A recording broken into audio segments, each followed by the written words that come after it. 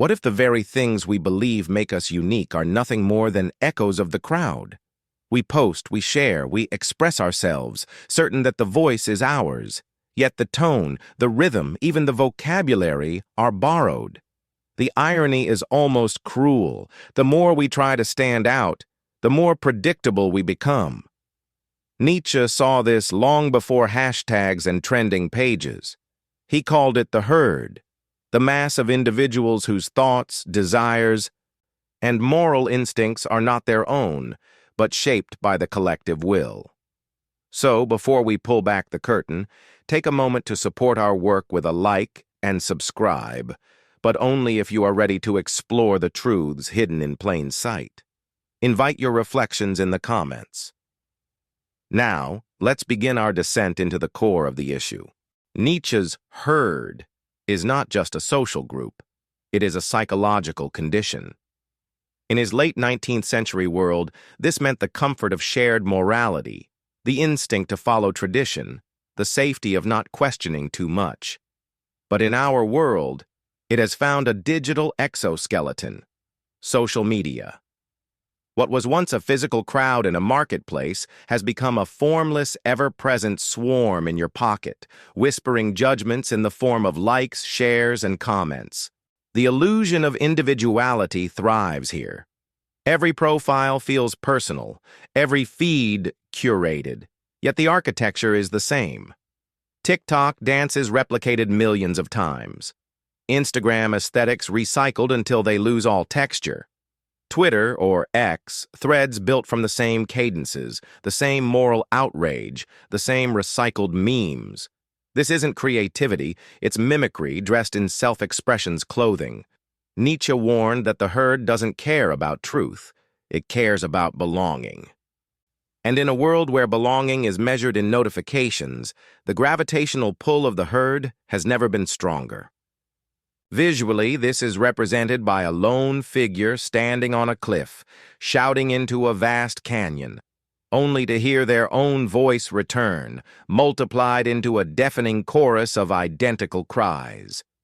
In Nietzsche's view, the herd instinct was an evolutionary safeguard, a way to survive in dangerous times by conforming to the group.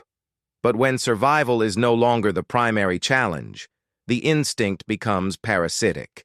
It turns the individual into a mirror, reflecting back whatever the collective wants to see. Social media turns this mirror into a hall of mirrors, distorting and refracting identity until nothing original remains. And yet, here lies the cruel paradox. The herd rewards the appearance of individuality. Post something slightly provocative, a different angle on a familiar outrage, and you will be celebrated. Not for your originality, but for your ability to feed the herd fresh content without challenging its core assumptions. True originality, the kind Nietzsche demanded, is punished by silence, by algorithmic burial, by public shaming. The danger is subtle, but deadly. We start to believe that our curated selves, the filtered photos, the carefully phrased captions, are the real selves. In Nietzsche's terms, we have confused the mask for the face. Worse still, we cling to the mask because the herd loves it, and losing the herd's affection feels like losing oxygen. And so, the herd expands, not through brute force, but through seduction. It doesn't command you to conform, it makes you want to. And as we will see, this desire to merge with the collective comes with a heavy intellectual price, the quiet death of independent thought. The death of independent thought is rarely dramatic. It doesn't happen in a single blinding moment, but in thousands of tiny concessions, an unspoken agreement here, a silent nod there. Nietzsche recognized this as the most insidious aspect of the herd, its ability to absorb the individual without a fight.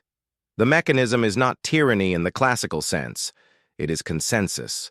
And consensus, as seductive as it sounds, is often the graveyard of truth.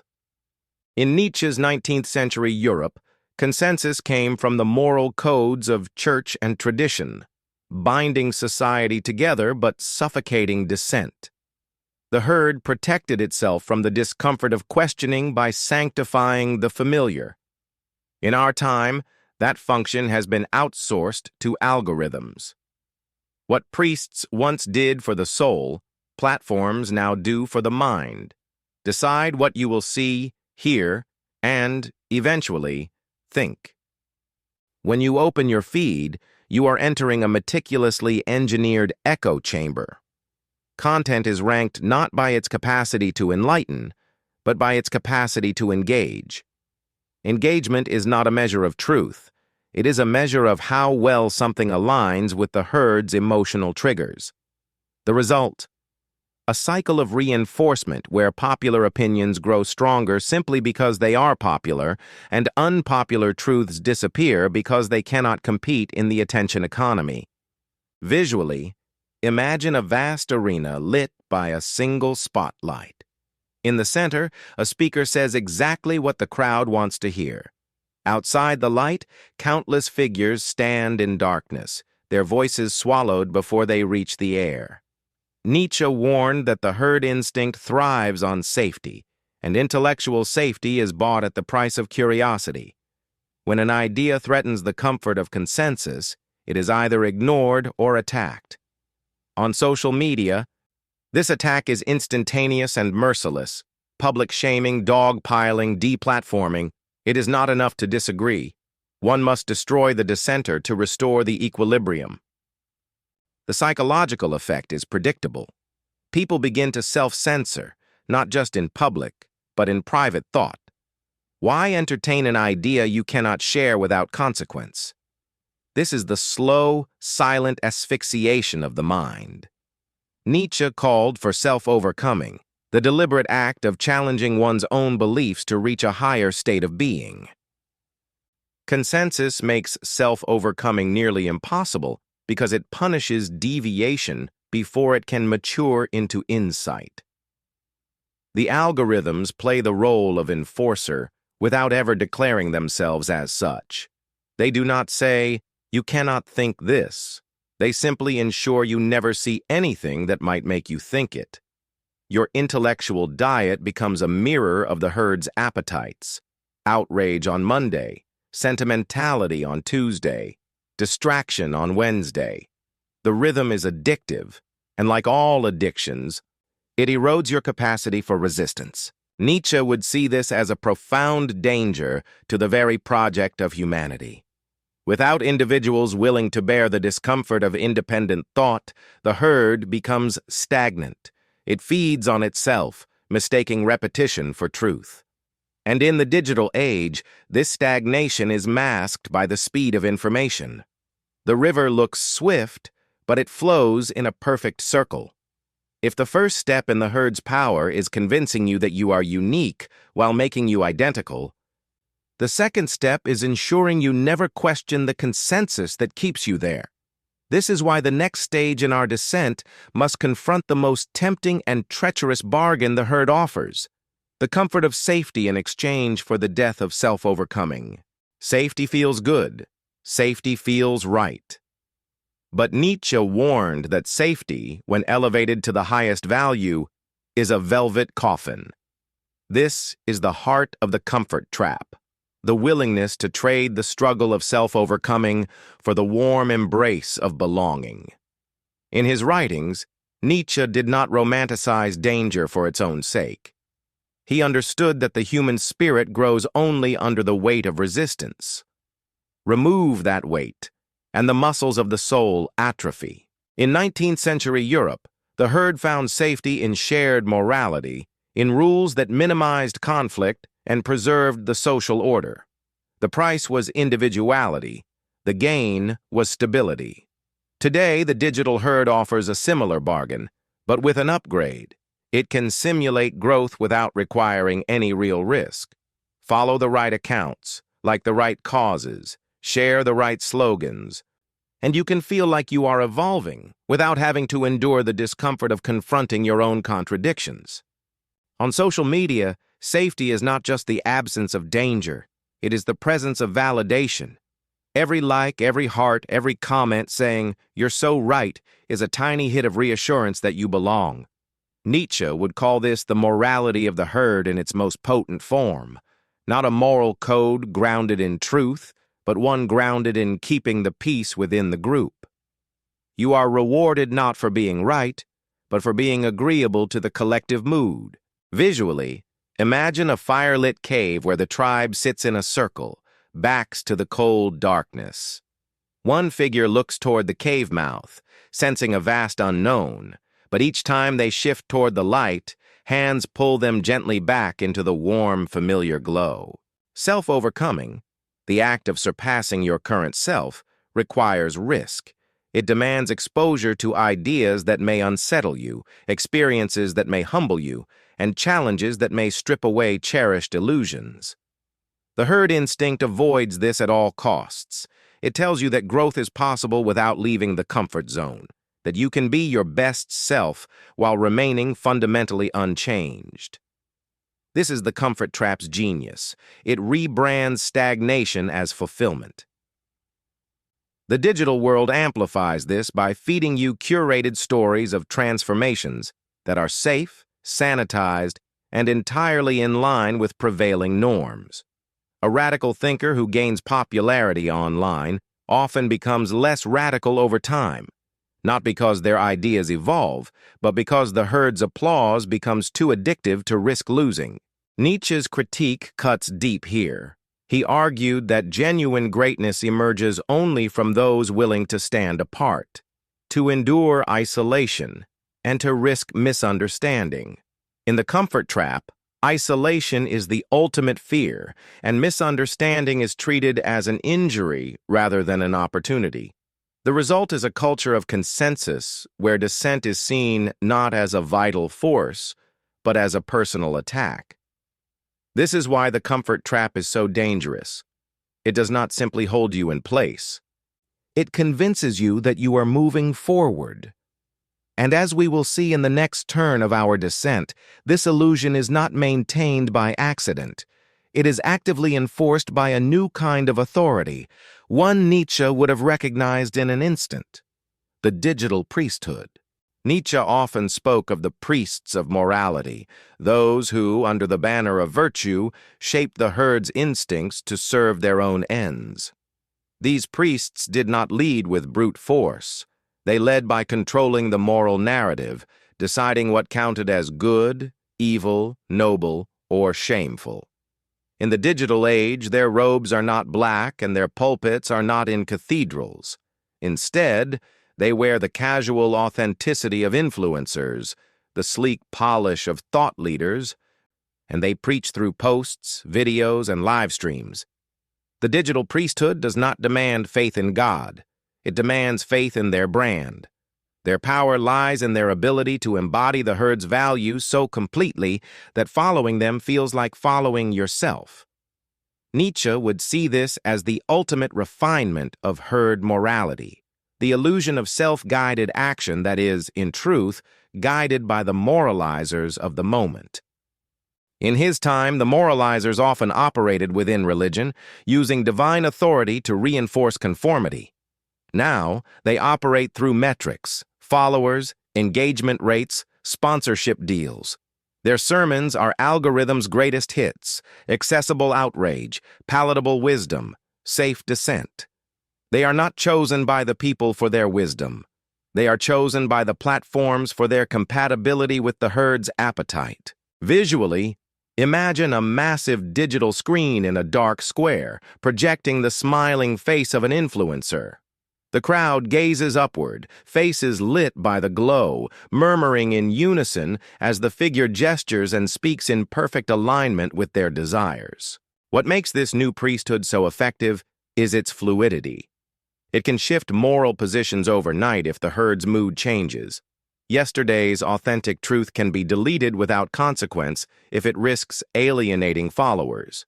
Nietzsche warned that herd morality values stability of feeling over stability of truth, and in the digital sphere, this translates into a moral compass that always points toward the greatest applause. This is not to say the digital priests are malicious in the traditional sense. Many believe in what they preach. But belief is not the same as truth, and sincerity is not a defense against herd instinct. The true danger lies in their role as filters, deciding which voices are amplified and which vanish. This selective amplification creates the illusion that the herd's view is the universal view, further entrenching conformity. Nietzsche's Übermensch, the self-overcoming individual, has no place in such a system unless they are willing to resist the gravitational pull of validation. But resisting means obscurity, and obscurity is the one thing the herd will not tolerate in its leaders. Thus, even those who begin with genuine independence often evolve into what the herd demands: familiar, comforting, and entirely predictable. By outsourcing our moral direction to these digital priests, we have given the herd a face, a voice, and a constant presence in our daily lives. We are never truly alone with our thoughts, for the feed is always there, whispering what to value, what to mock, what to fear. And as Nietzsche would recognize, this sets the stage for the final and most complete form of the herd's dominance: the creation of the last human, a being so comfortable in its conformity that it mistakes it for freedom. The last human, in Nietzsche's vision, is not a villain, but a monument to mediocrity. They avoid suffering, shun risk, and seek only comfort. They are content to live without great passions or great struggles, because those require too much of the self. In his time, Nietzsche used this figure as a warning. If humanity chooses safety over self-overcoming, it will evolve into a species that can no longer imagine anything beyond its own satisfaction. Social media has accelerated this prophecy. The last human now walks among us, scrolling endlessly, their sense of the world reduced to a feed curated for emotional ease. Outrage is permitted, but only if it is safe, directed at targets already approved by the herd. Joy is celebrated, but only if it comes in digestible bursts, videos under 60 seconds, captions under 100 characters. Depth is a liability. Speed is the currency. Visually, picture a gleaming glass dome over a vast city. Inside, every citizen lives in perfect climate control, never feeling wind or rain, their eyes fixed on glowing handheld screens. Outside the dome, the raw, untamed world waits, but no one steps beyond the gates. Nietzsche's true fear was not oppression, but voluntary servitude, the kind that feels like liberation. The last human believes they are free because they can choose between infinite variations of the same thing. Thousands of influencers, all speaking in the same moral dialect. Endless brands, all selling the same sense of belonging. Infinite opinions, all orbiting the same center. The menu expands, but the meal never changes. In this state, self-overcoming is not just difficult, it is inconceivable. Why risk alienation when the system rewards compliance so richly? Why endure the loneliness of independent thought when the herd will love you for echoing its voice? Nietzsche would call this the ultimate triumph of the herd instinct, the moment when it no longer has to enforce conformity because no one can even imagine stepping outside it. And yet, there is a bitter irony here. The last human's world is fragile. It depends on the suppression of certain truths, the erasure of certain histories, the avoidance of certain questions. It depends on the constant maintenance of the illusion that comfort is the highest good. Nietzsche would argue that all it takes to shatter this illusion is a single individual willing to bear the cost of standing apart. The danger is that such individuals are increasingly rare. The herd has learned to co-opt rebellion, to turn even dissent into a brand. The system can market your resistance back to you, wrapped in slogans and hashtags, until it becomes indistinguishable from compliance. In this way, the last human remains secure, never realizing that the chains they wear are self-forged. If Nietzsche were alive today, he might not be surprised to see his prophecy fulfilled in pixels and push notifications. But he would not give up hope entirely. Even in a world dominated by the herd, there is room, narrow, costly, and dangerous for the individual who refuses the comfort trap, resists the digital priesthood, and seeks truth without permission. And so, we arrive at the harsh truth. The herd has won more completely than Nietzsche could have imagined. It no longer needs to crush rebellion. It only needs to offer comfort. It no longer needs to silence dissent. It only needs to drown it in the noise of a billion agreeable voices. The algorithms hum quietly, the influencers smile warmly, and the herd marches forward, not in chains, but in perfect synchronized step. Yet in this quiet triumph lies the seed of possibility. If the herd has perfected the art of comfort, then the smallest act of discomfort becomes revolutionary. To question sincerely, to think without the safety net of consensus, to speak without tailoring your words for applause, these are now radical acts. The path out will never be popular, and perhaps that is the point. Nietzsche's warning was not meant for the herd. It was meant for the few willing to hear it. If you are among them, you already know freedom is not given, it is taken at a cost only you can decide to pay. The question is simple, but it will haunt you. Will you choose the herd, or will you choose yourself?